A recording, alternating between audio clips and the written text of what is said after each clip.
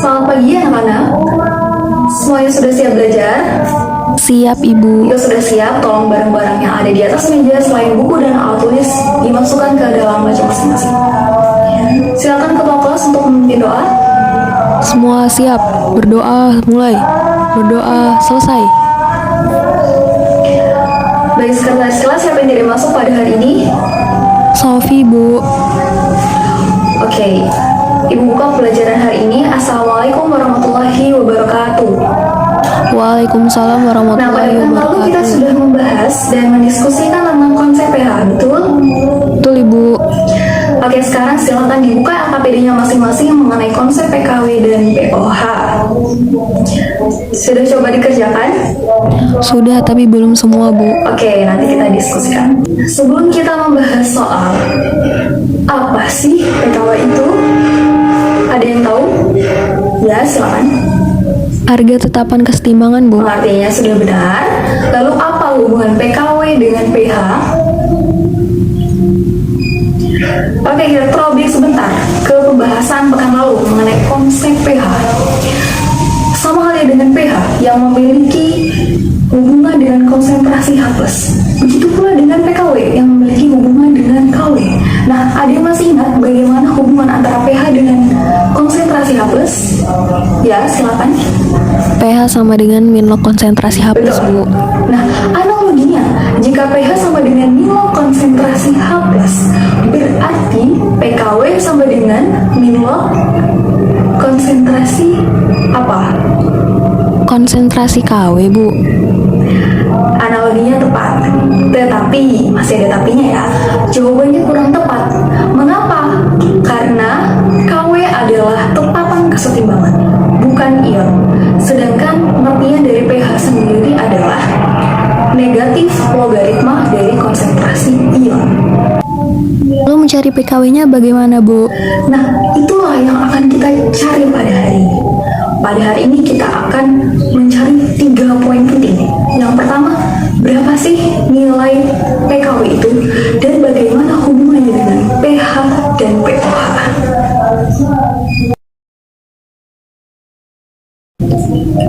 Kita bahas nomor 1 bagian A. Berapakah konsentrasi H2O?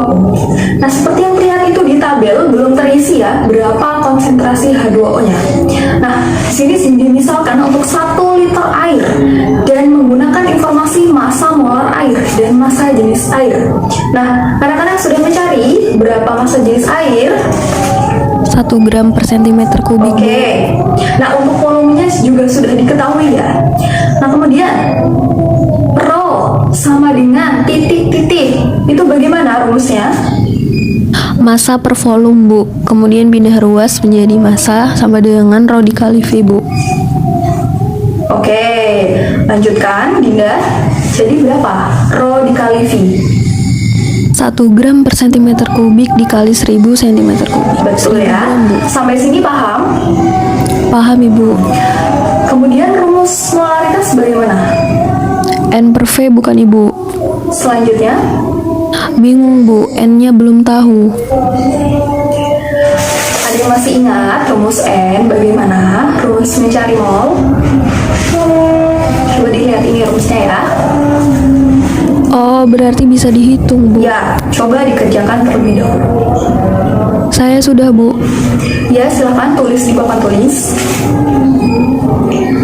Oke, jawabannya sudah benar ya. Apakah ada yang berbeda? Jawabannya. Sama, Ibu.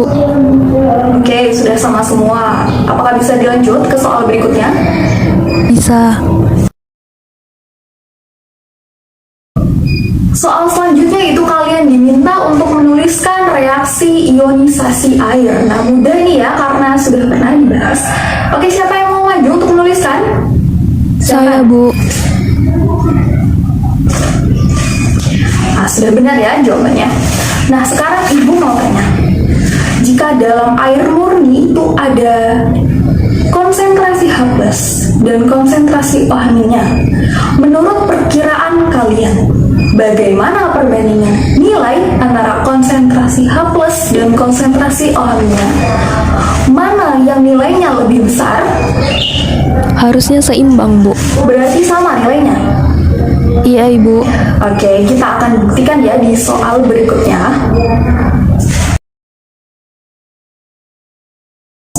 Lanjut ya ke bagian C. Berapakah konsentrasi H+ dalam air murni berdasarkan pH-nya? Nah, di situ sudah Ibu beri clue-nya ya. Masih ingat kan dalam pelajaran matematika tentang antilogaritma yang proses kebalikan dari logaritma? Masih, Ibu. Oke, silakan yang mau maju mengerjakan. Nah, sudah benar ya jawabannya. Diingat ya anak-anak. Nilai konsentrasi H+ dalam air murni itu 1 kali 10 pangkat min 7. Ini diingat-ingat karena nilai ini akan berguna untuk soal-soal berikutnya. Nah, jika tadi kita sudah mencari nilai konsentrasi H+ dalam air murni berdasarkan pH-nya, sekarang kita akan mencari nilai konsentrasi OH- berdasarkan harga KW atau harga keseimbangan airnya. Nah, kita mulai dulu dari persamaan umum kesetimbangan yaitu KC. Bagaimana rumusnya? Nah, coba dilihat terlebih dahulu ini rumusnya ya.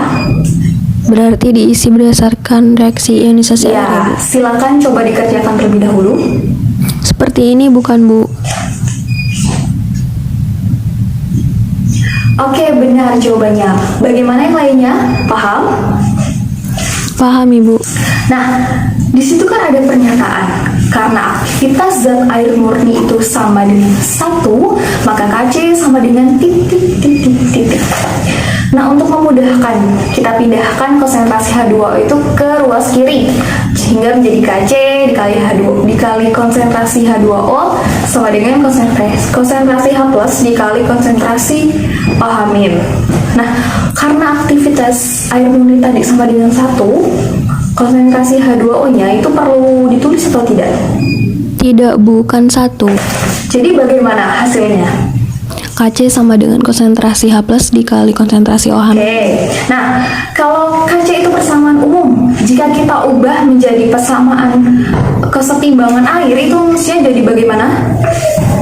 KW, Bu. Jadi bagaimana rumus akhirnya? KW sama dengan Konsentrasi H+ dikali konsentrasi OH-. Betul, silakan diisi. Maaf Bu, tapi cara mencari nilai konsentrasi OH-nya bagaimana ya Bu? Kan yang diketahui hanya konsentrasi H+. Sampai di sini pasti ada hal yang kalian lupakan. Berapakah harga KW pada suhu ruang? Nah, coba dilihat ya ini tabelnya. Saya tanya sekali lagi, berapakah harga KW pada suhu 25 derajat Celcius? 1 kali 10 pangkat min 14, Bu. Jadi bisa dihitung nilai konsentrasi OH-nya.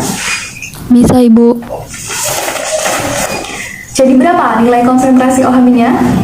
1 dikali 10 pangkat min 7. Ya, 1 dikali 10 pangkat min 7.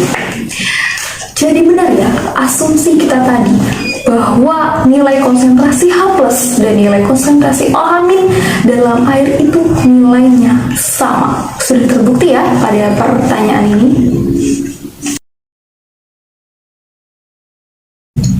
Oke, kita lanjutkan ya ke nomor 2. Apakah ada kesulitan di nomor 2? Tidak, Bu. Nah, jika tidak ada kesulitan, bisa langsung tuliskan ke papan tulis. Nah, setelah melengkapi persamaan reaksinya, apakah kalian sudah mendapatkan jawaban mengapa konsentrasi H2O itu boleh dianggap konstan antara keadaan awal dan keseimbangannya? Belum, Ibu. Nah, sekarang coba kalian perhatikan pada keadaan awal dan seimbang. Setelah adanya pengurangan, apakah nilainya berubah? Sama saja, Bu. Itulah mengapa konsentrasi H2O boleh dikatakan konstan antara keadaan awal dan keadaan seimbangnya.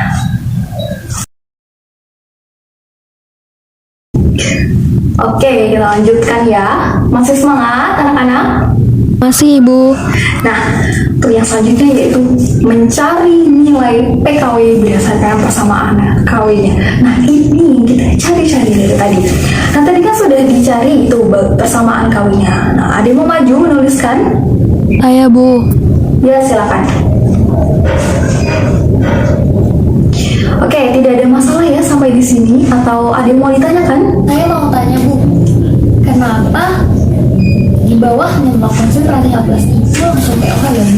Itu dapat dari Nah, itu ada kaitannya mengapa awal tadi kita logaritmakan kemana? Kedua ruas.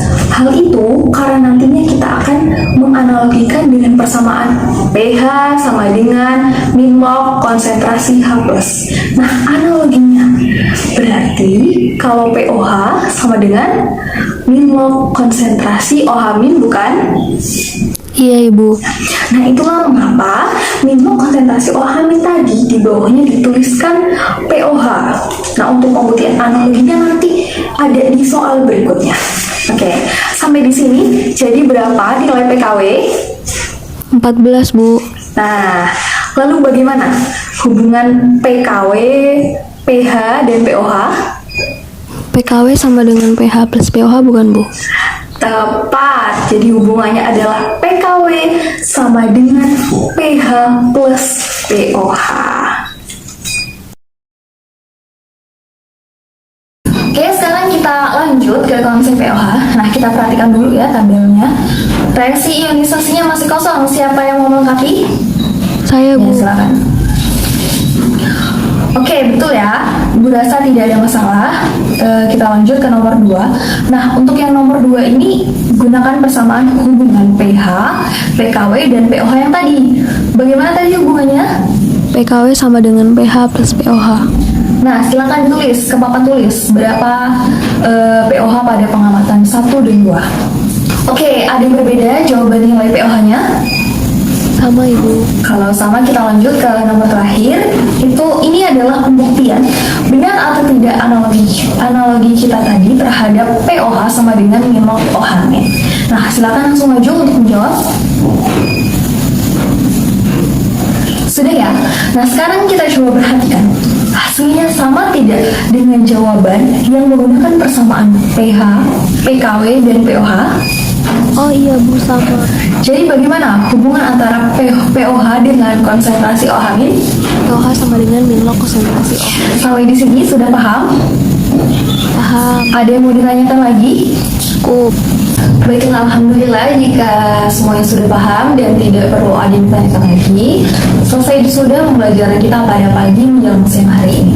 Nah, untuk materi tadi jangan lupa untuk diulas-ulas kembali, atau bisa juga kalian membuktikan pH dari persamaan PKW, pH, dan POH dari tabel-tabel hasil pengamatan jika kalian memang belum yakin. Baiklah, Ibu akhiri. Wassalamualaikum warahmatullahi wabarakatuh.